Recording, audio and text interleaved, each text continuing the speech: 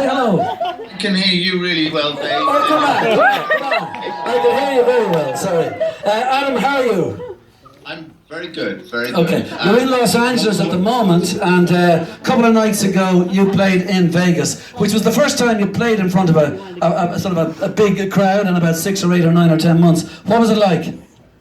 It was wonderful to be back in front of a crowd. Vegas is like our spiritual home. It's like the future city where all entertainers end up. And it was actually a really good bill. Lots of great people on that bill. Drake was on the bill. Sia was on the bill. 21 Pilots. It was fun. And what about the actual choice of the songs that you played? I mean, there were no new songs. You started with Desire. You made sure you got something in about Donald Trump. Beautiful Day and One and Every Breaking Wave and also I Still Haven't Found. No new songs on Friday night. That's right. We weren't really ready to air those songs. Originally, we thought we might do some new songs, but then we realized that between now and when the album comes out, it's going to be the sort of next year at some point. So it just felt like the wrong time to air those tunes. Okay, can I just say those tunes? There are people here in this audience that would know about 40 to 50 different U2 songs that are either in gestation, half written, were written, nobody knows anything. So, let's put it this way. I mean, is there a Songs of Ascent? Is there a Songs of Experience? Is there a different album altogether? What might be? Tell us something. Give us a morsel, Adam. Well, this is definitely going to be Songs of Experience. This is going to be taking everything that we've learned in the last 40 years and consolidating and condensing it into one piece of wisdom or advice, which we will distribute at some point. Like a politician. Okay. Adam, like, you know, one of the things about the tour the last time round was the fact that it was about, just like the album was, about growing up in Dublin. The way those songs were, if you like, accepted on the tour, and I saw it in a bunch of places, including Vancouver and Paris, London, Dublin, it was accepted to the point where I think some of the newer songs, in other words, from the album Songs of Uses, went down better than some of the sort of hits. Does that make you feel really good that those songs sort of resonated so well with so many people? Yeah, I think those songs really touched a chord. And it was partly they resonated because they were our story, but it was everyone's story. Those shows on the Innocence and Experience tour had a real power because of how they connected back with everyone's history, and you could feel that in the room, that focus and concentration. So with these new songs, which will be Songs of Experience, which will connect to people in the same way, but hopefully they'll be a lot lighter. I think really where we're trying to get to with these new songs is where we came from was a tough, dark place, but where we've been and where we are now is a much lighter, more enjoyable place to be. And the fact that the gigs were all indoor, this was a big decision to make for you two to go back inside, if you like. Was it a good move on your part, do you think? Did you enjoy that experience? Because the reception has been absolutely ecstatic, whereas the reception often from some of the previous tours was some people might have said, oh, I don't know, they've got too big. In other words, when you went smaller, it worked. I think we always, our ideal venue is the arena, up to 20,000, which seems like a lot of people, but even in a 20,000 seater, you still get that sense of intimacy.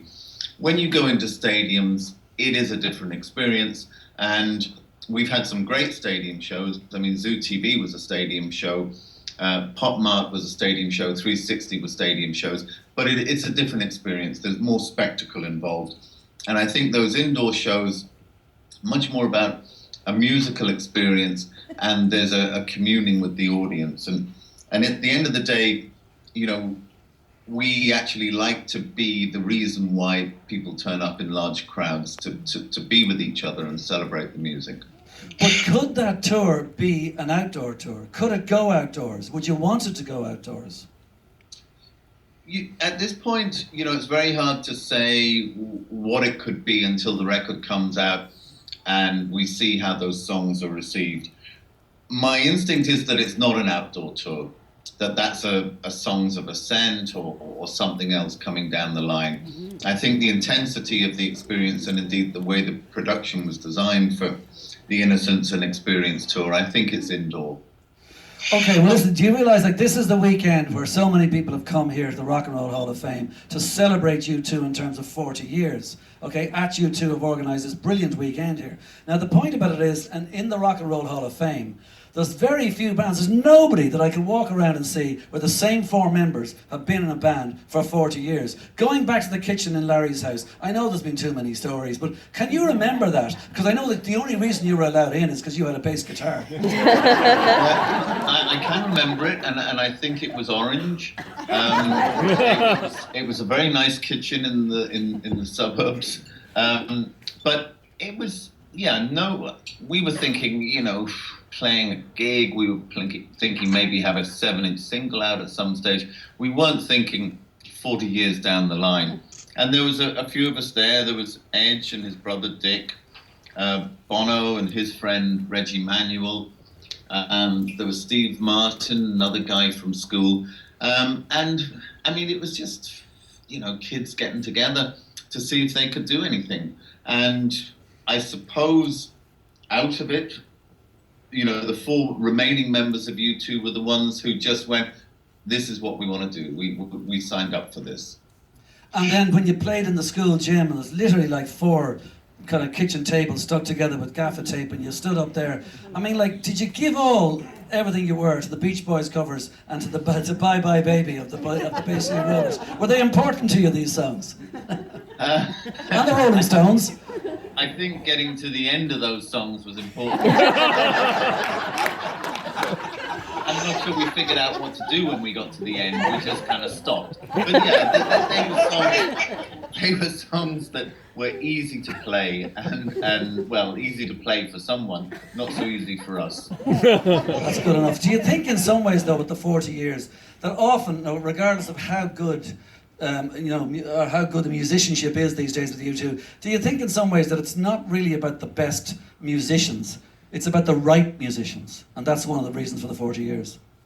Yeah, it's not about the best musicians. We're not virtuosos, well, apart from Edge and Larry maybe, but no, it's about the quality of the ideas and how you put it across. Rock and roll is, rock and roll has always been a crude expression. It's been very direct. It's been, what have you got to say and say it. And, conversely, pop music has always been the sound of youth. So it is a simple expression, but you've got to understand the power of it when you see it. Do you know, the funny thing is that, like, even though you mentioned there about it being crude and all the rest of it, is that, you're seen as the gentleman in U2, and always have been seen as the gentleman in U2, and the great manners that your parents gave you, beat into you, no doubt, as a child. The point I'm making is this, that somebody once said of you that you have this instinct for conflict resolution.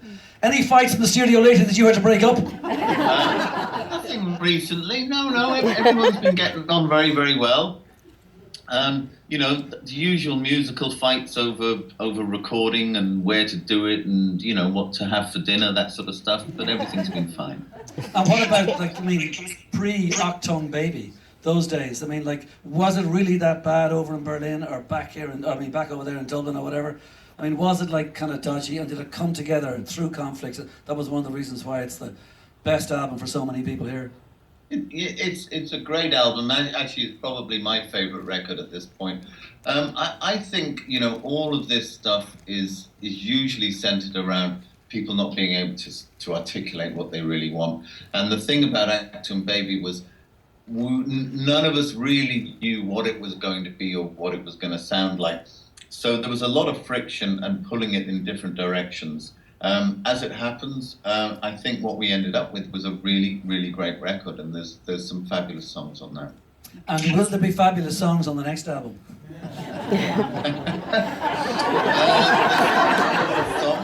the fabulousness of them is really something that you'll have to decide later. Right, okay, well maybe we will. I think we're supposed to wind up now. Okay, just one or two more questions that I want to ask, which is, well, the first one is like the fact that it is the 40 years, the fact that you've had such a remarkable career. I mean, where does it go with what happens next? I mean, how like, I'll give you a perfect example of what I was trying, like 5 or 6 years ago or 7 years ago, around the time of No Line on the Horizon, you supposedly had a full album done with Rick Rubin. And that album never saw any kind of light of day. Might parts of what that album was surface in what might be next in 2017? I think that material still exists, but I don't think it would survive in that form.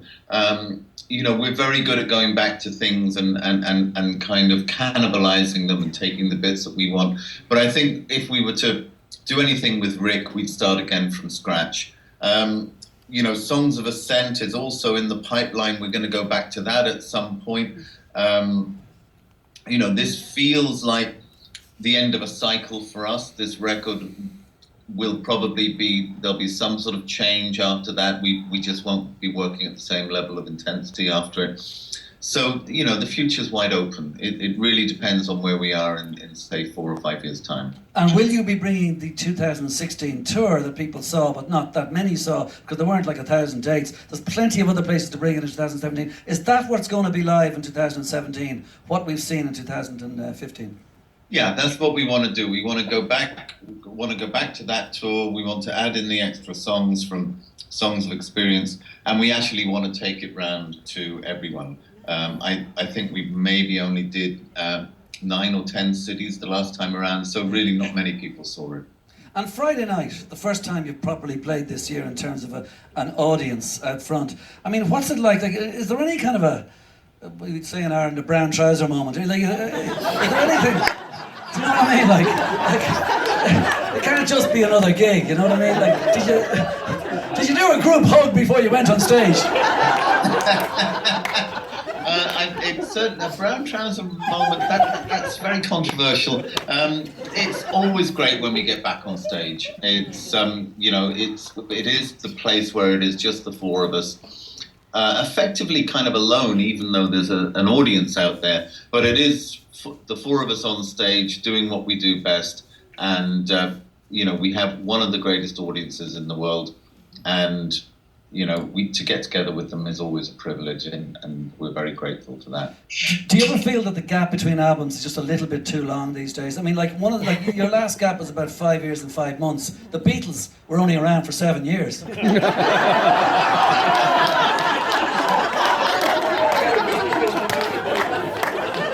Very well made point.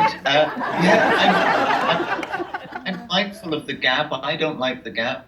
It is a long time between records. It's just what seems to happen, and we always go into it with the best of intentions that we would do it much, much quicker, but that doesn't seem to happen. The rule of thumb seems to be each record takes longer than the last. Each record takes longer than the last. Well, let's hope it's not as long for next time around, because we were supposed to get something in 2016. We got nothing.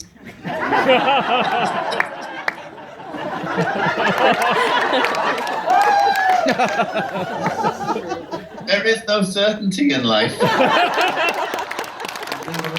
listen, Adam, it's been a real pleasure. Can I just say, and I think you'd like to thank everybody that's here today in the Rock and Roll Hall of Fame and the At U2 people for the 40 years to celebrate the birthday of U2. They've been fantastic all weekend, and we've had a great time. And I think you probably want to say thank you, folks. Thank you all very, very much. It's been a really good 40 years, and thank you for looking after Dave while we're not there. Thanks, Adam. Take it easy, man.